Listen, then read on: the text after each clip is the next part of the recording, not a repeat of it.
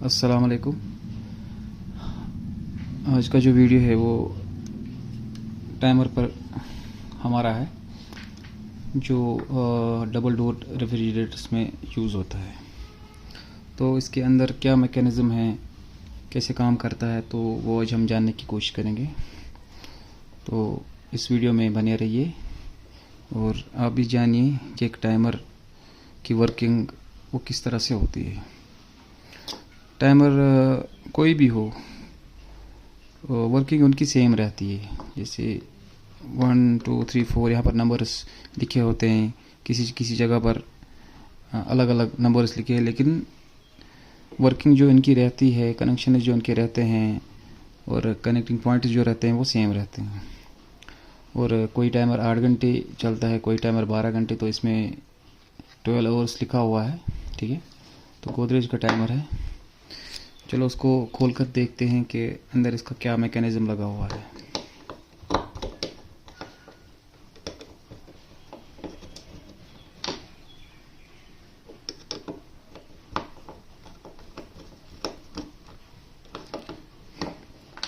Video को ध्यान से देखिए क्योंकि वीडियो थोड़ा लंबा हो सकता है, लेकिन काफ़ी इन्फॉर्मेटिव रहेगा।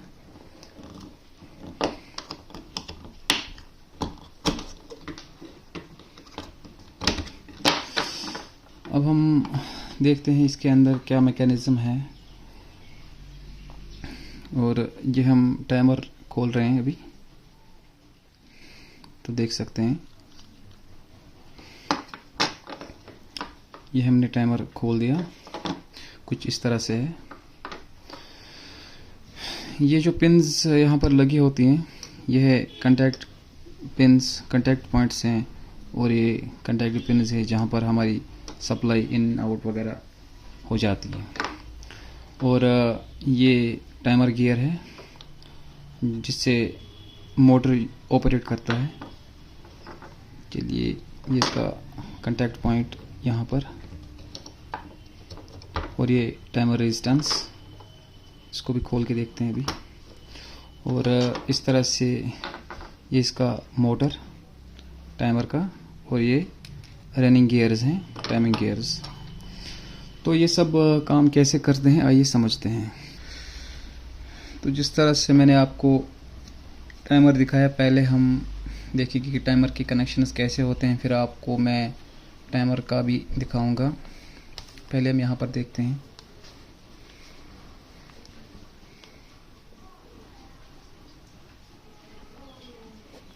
ये टाइमर, तो यहाँ पर हम ऑर्डिनरी ऐसे टाइमर बनाएंगे।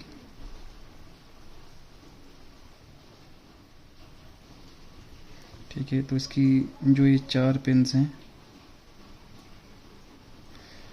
ठीक है, तो इसमें हम नंबरिंग करेंगे 1 2 3 4। तो नंबर इधर उधर भी हो सकता है, लेकिन काम जो रहेगा वो सेम रहेगा। और हम बनाएंगे यहाँ पर एक थर्मोस्टेट,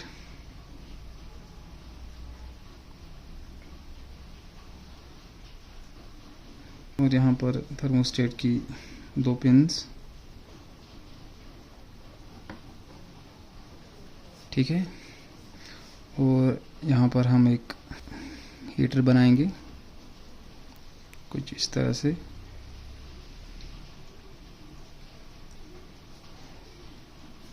इसके 2 पॉइंट्स और एक बायोमेटल फ्यूज बनाएंगे। यहाँ पर इसका कांटेक्ट पॉइंट अंदर से और यहाँ से आउट इसके, और एक फ्यूज बनाएंगे।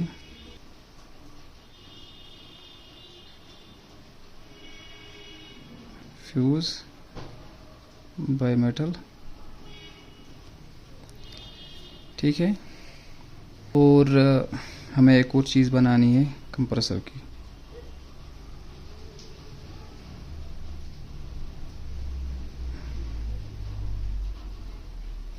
ये हमारा कंप्रेसर,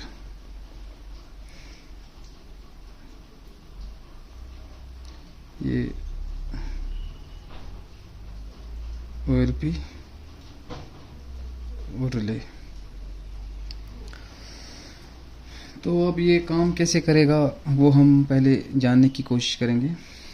तो इसका जो मैकेनिज़्म है वो कुछ इस तरह से है। यहाँ से हम थर्मोस्टेट को फेज़ एंटर करेंगे, ठीक है। तो फेज़ यहाँ से मिल गया। अब जो थर्मोस्टेट का दूसरा एंड है ये फेज़ उठाकर हम टाइमर के नंबर 3 पर देंगे। नंबर 3 पोजीशन पर फेज़ मिल रहा है इसको, ठीक है। यहाँ से इसका मोटर जो है वो कनेक्टेड रहता है अंदर, एक लाइन उसकी नंबर 1 पर, ठीक है, और दूसरा नंबर 3 पर। तो हमने ये जो फेज़ है यहाँ तक तो पहुँचा दिया। अब है न्यूट्रल की बारी, ठीक है। एक हम न्यूट्रल लाइन लेंगे। तो न्यूट्रल पॉइंट को हम पहले हीटर पे एंटर करेंगे, ठीक है। तो हीटर यहाँ से कॉइल थ्रू पास करेगा। तो यहाँ से फ्यूज़ है, तो पहले ये फ्यूज़ पे हम पहुँचाएंगे, ठीक है। तो फ्यूज़ को भी अब न्यूट्रल मिल गई। अब फ्यूज़ इसको आउट कर कर बायोमीटर तक पहुँचाएगी, ठीक है। यहाँ से हम एक कॉमन पॉइंट लेंगे, ठीक है, और वो पहुँचाएंगे हम यहाँ पर नंबर 1 पे।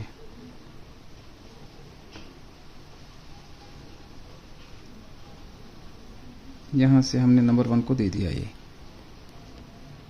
ठीक है। ये हमने न्यूट्रल नंबर 1 को दे दी। अब जो मोटर है वो चलने लगा है। मोटर को थर्मोस्टेट से तो फेज़ मिल गया और यहाँ से इसको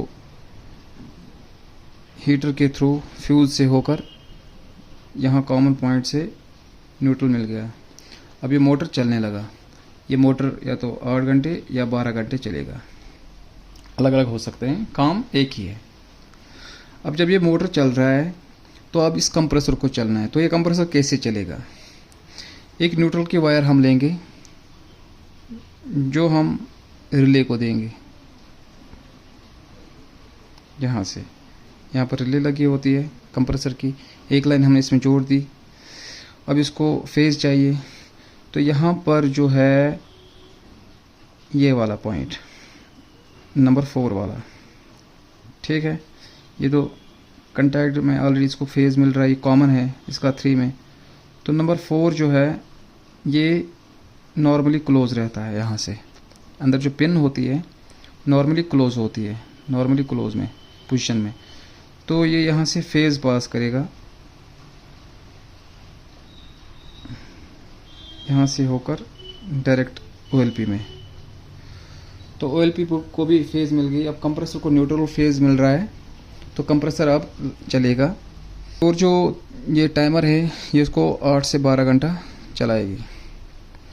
लेकिन कंप्रेसर लगातार 8 घंटे या 12 घंटा नहीं चलता है, क्योंकि इसमें थर्मोस्टेट लगा रहता है जो इसको सेट किए टेम्परेचर पर, जो हमने इसमें टेम्परेचर सेट किया हुआ होता है, उस टेम्परेचर तक पहुंचने पर ये इसकी सप्लाई काट देता है और कंप्रेसर जो है वो कुछ टाइम के लिए रेस्ट लेता है। लेकिन टाइमर को फेज़ मिलती रहती है, ठीक है। टाइमर को यहाँ से डायरेक्ट सप्लाई मिल रही है फेज़ की, और यहाँ से इसको न्यूट्रल मिल रही है टाइमर को। तो टाइमर जो है वो अपना काम 8 या 12 घंटा करता रहेगा।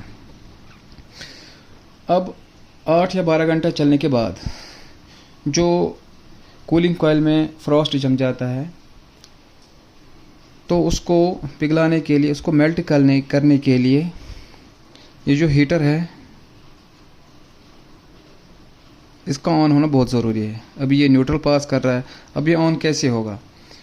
ये जब 8 से 12 घंटा चलेगा तो ये अपनी जो सप्लाई है यहाँ से, यानी नंबर 4 जो ऊपर सप्लाई जाती थी कंप्रेसर को, ये यहाँ से काट देगी, ठीक है, गियर्स की मदद से। तो ये सप्लाई कहाँ जाएगी? नंबर 2 जो लाइन है ये नॉर्मली ओपन रहती है, तो ये सप्लाई यहाँ मोड़ देगी नंबर 2 पे, यानी 3 से पहले 4 तक थी कंप्रेसर पर। 8 घंटे 12 घंटे चलने के बाद इसने कंप्रेसर से सप्लाई उठाकर नंबर 2 पे मोड़ दी। अब नंबर 2 का क्या फंडा है, ये जो हमने बायोमेटल लगाया इधर, ये एक थर्मल टेम्परेचर का काम करती है, ठीक है। तो -5 डिग्री पर ये ऑन हो जाता है, यानी इसके जो कांटेक्ट पॉइंट से अंदर से वो आपस में मिल जाते हैं, और +10 पर ये कट ऑफ हो जाता है, यानी अंदर से सप्लाई है कट कर देता है, कांटेक्ट पॉइंट्स उठा लेता है। तो ये जो इसका आउटपुट है ये सीधे जाएगा नंबर 2 पे, ठीक है। तो यानी कि नंबर 2 जो है ये डिफ्रॉस्ट सिस्टम के लिए लगा रहता है, हीटर के लिए। अब क्या हो रहा है, देखिए यहाँ से 4 से इसने कंप्रेसर से इसने सप्लाई उठाई, अब नंबर 2 को दे दी। नंबर 2 से होकर ये देखिए यहाँ पर जा रही है बायोमेटल में, बायोमेटल से होकर यहाँ से फ्यूज़ में जा रही है, और फ्यूज़ से हीटर को मिल रही है, और यहाँ से ऑलरेडी हीटर को न्यूट्रल मिल रहा है। तो हीटर जो है वो चलना स्टार्ट हो गया, वो अब वर्किंग में आ गया है। हीटर जो है वो अब न्यूट्रल यहाँ से और फेज़ यहाँ मिलने की वजह से डिफ्रॉस्ट करने के लिए रेडी हो गया, ऑन हो गया है। और यहाँ पर दूसरी बात है, ये जो यहाँ से फेज़ पास कर रहा है नंबर 2 से यहाँ से फ्यूज़ तक, यहाँ से हमने पहले एक कॉमन पॉइंट लिया था फ्यूज़ से न्यूट्रल के लिए। अब क्या हो रहा है, न्यूट्रल यहाँ तक आ रही है यहाँ से, ठीक है। अब यहाँ से फेज़ पास हो रहा है फ्यूज़ से, इसको मिल रहा है, हीटर ऑन है। ये फेज़ यहाँ से भी जाएगी और कहाँ पे मिलेगी, नंबर 1 पे। और नंबर 1 जो है ये मोटर पे लगा रहता है एक एंड, ठीक है, एक एंड मोटर पे लगा रहता है इधर, और यहाँ से भी मोटर को फेज़ मिल रही है, ठीक है। और नंबर 3 जो थर्मोस्टेट का है, इसका एक एंड भी मोटर के पॉइंट से लगा रहता है, यानी मोटर के लिए जो कॉइल लगी रहती है उसके एंड पॉइंट पर यह कांटेक्ट रहता है। तो यहाँ से भी इसको फेज़ मिल रहा है, और फेज़ अगर कॉइल पे मिल रही है तो कोई शॉर्ट सर्किट कुछ नहीं होगा, कॉइल ख़राब नहीं होगी, क्योंकि ये कॉमन बन जाते हैं यहाँ पर। फेज़ अगर आपस में मिल जाते हैं तो इससे कोई शॉर्ट सर्किट नहीं होता है। फेज़ और न्यूट्रल अगर आपस में मिल जाते हैं डायरेक्ट में तो वो शॉर्ट सर्किट का रीज़न बन जाते हैं। तो अब ये जो इसका प्रोसेस है डिफ्रॉस्ट सिस्टम का, ये 15 से 20 मिनट चलेगा, ये 15 से 20 मिनट चलेगा। तो डिफ्रॉस्ट सिस्टम जो है 15 से 20 मिनट चलेगा, और जब ये 15 से या 20 मिनट तक चलेगा तो यहाँ पर जो है अंदर का टेम्परेचर कंट्रोलर है, ये सेंस करेगा, और +10 पर आ जाने के बाद ये यहाँ से सप्लाई काट देगा फेज़ की। कहाँ से मिल रही थी, 2 से इसको सप्लाई मिल रही थी, यहाँ से काट देगी, तो यहाँ पर फेज़ आना बंद हो जाएगा। जब यहाँ पर फेज़ आना बंद हो जाएगा हीटर को, तो हीटर जो है अपनी नॉर्मल पोजीशन में आ जाएगा, यानी पहली वाली पोजीशन में, ठीक है। हीटर ऑफ हो गया तो यहाँ से जो न्यूट्रल आ रही थी वो वापस जाएगी फ्यूज़ से होकर यहाँ डायरेक्ट नंबर 1 पे जाएगी, और यहाँ पर जो कॉइल लगी रहती है मोटर की तो उसमें इन होकर यहाँ से दूसरे एंड से 3 नंबर से कॉइल को जो फेज़ मिल रही थी, जो टाइमर है यहाँ पर फिर से चलना स्टार्ट हो जाएगा।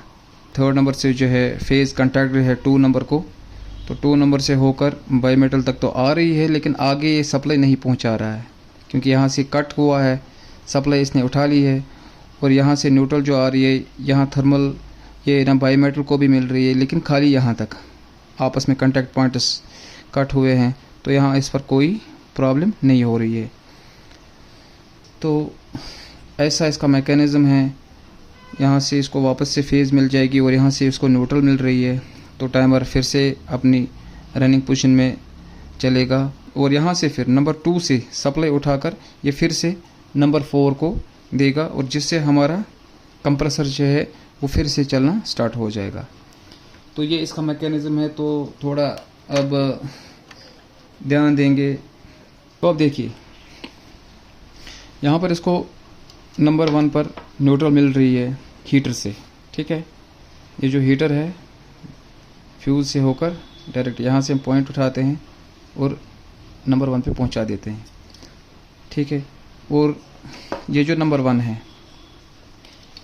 ये इसमें लगा रहता है और ये कॉइल है और इस कॉइल पर न्यूट्रल एक साइड से मिल रही है इसकी। और अब इसको फेज़ देना है तो ये जो थर्मोस्टेट है यहाँ से हम फेज़ उठाएंगे। थर्मोस्टेट से पहले फेज़ को इन करेंगे और आउट करके हम नंबर 3 पे पहुँचाएंगे यहाँ पर, ठीक है। यहाँ पर हम पहुँचाएंगे नंबर 3 पर और यहाँ पर ये टाइमर रेजिस्टेंस लगा रहता है यहाँ से यहाँ तक। और यहाँ पर जो दूसरा कांटेक्ट पॉइंट है वो इसके लिए है। एक लाइन इसमें जाएगी और ये जो दूसरी लाइन है ये इसमें जाएगी। तो अब मोटर जो है वो चलेगा। और यहाँ पर जो मैंने आपको पहले भी बता दिया था नंबर 4 लाइन, ये नंबर 4, ठीक है।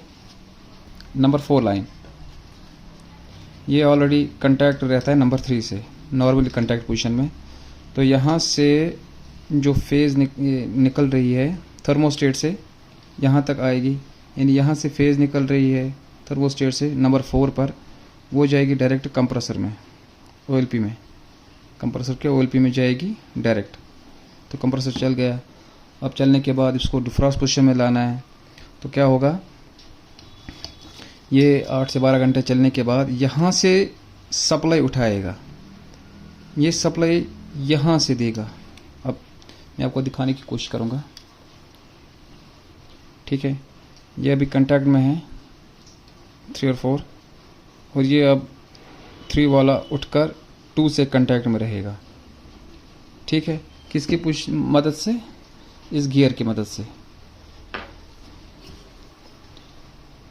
तो यहाँ पर आएगा और यहाँ से इसको फेज़ मिलेगी नंबर 2 को 3 से, यानी 3 से इसको फेज़ मिलेगी। अब नंबर 2 को 4 से तो उठा ली इसने, नंबर 2 को वापस से बायोमेटल में और बायोमेटल से होकर फ्यूज़ में और फ्यूज़ से हीटर में। और यह है इसका डिफ्रॉस्ट पोजीशन। तो इस तरह से टाइमर काम कर रहा है हर एक फ्रिज में। तो उम्मीद करता हूँ ये वीडियो जो है बाकी टेक्नीशियन भाइयों के लिए इंफॉर्मेटिव रहेगी। तो वीडियो को ध्यान से देखिएगा, समझिएगा। अगर अच्छा लगे तो लाइक, शेयर, कमेंट ज़रूर करिएगा। अस्सलाम वालेकुम वरहमतुल्लाह।